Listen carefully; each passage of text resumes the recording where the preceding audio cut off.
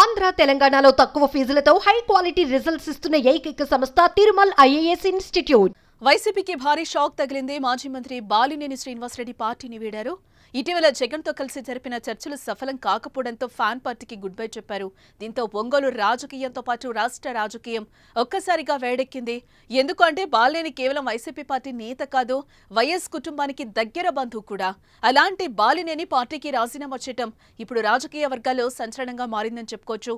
గతంలో నుంచి కూడా బాలినేని పార్టీ వీడతారనే ప్రచారం జరుగుతూ ఉన్నా ఎక్కడా అలా జరగదనే అంతా భావించారు. కానీ జగన్ కు బాలినేని మాత్రం షాక్ ఇచ్చారు. ఇక బాలినేని జనసేనలో చేరేందుకు రంగం కూడా సిద్ధమైంది. గురువారం జనసేన పార్టీ అధినేత పవన్ తో బాలినేని భేటీ కానున్నట్లుగా సమాచారం. మంగళవారం నాగబాబు బాలినేని మధ్య భేటీ జరిగింది. 1-2 సార్లు పవన్ కళ్యాణ్ తో బాలినేని ఫోన్లో కూడా మాట్లాడారు. ఆ తర్వాత పవన్ కళ్యాణ్ గ్రీన్ సిగ్నల్ ఇవ్వడంతో బాలినేని హడావుడిగా వైసీపీకి రాజీనామా చేసినట్లుగా తెలుస్తోంది. గురువారం తనను కలవాలని పవన్ కళ్యాణ్ సూచించడంతో బాలినేని బుధవారం రాత్రికే విజయవాడ చేరారు.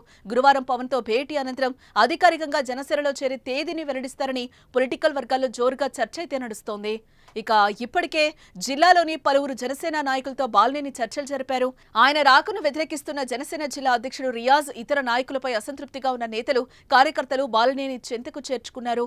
మరోవైపు పవన్ కళ్యాణ్ ను ఒంగోలు ఎమ్మెల్యే దామచర్ల జనార్దన్ బుధవారం కలవడం ఆసక్తిని రేపింది. ఎమ్మెల్యే దామచర్ల బాలినేని మధ్య బహిరంగంగా సవాళ్లు ప్రతి సవాళ్లు కొనసాగుతూ ఉన్నాయి. ఈ క్రమంలోనే పవన్ తో భేటీ కావడం ఇప్పుడు చర్చనీయాంశమైంది. బాలినేని మంత్రిగా ఉన్న సమయంలో అక్రమాలు చేశారు. జిల్లా జనసేన అధ్యక్షుడు రియాజ్ తో పాటు ఎమ్మెల్యే దామరచర్లలు సీఎంను కలిసి ఫిర్యాదు చేశారు. ఇప్పుడు ఆయన జనసేనలోకి వస్తూ ఉండటాన్ని కూడా వ్యతిరేకిస్తున్నారు. తాజా పరిణామాల నేపథ్యంలో ఒంగోలు పాలిటిక్స్ హాట్ గా నడుస్తున్నాయి. మరి ముందు ఏం జరుగుతుందో చూడాలి మరి.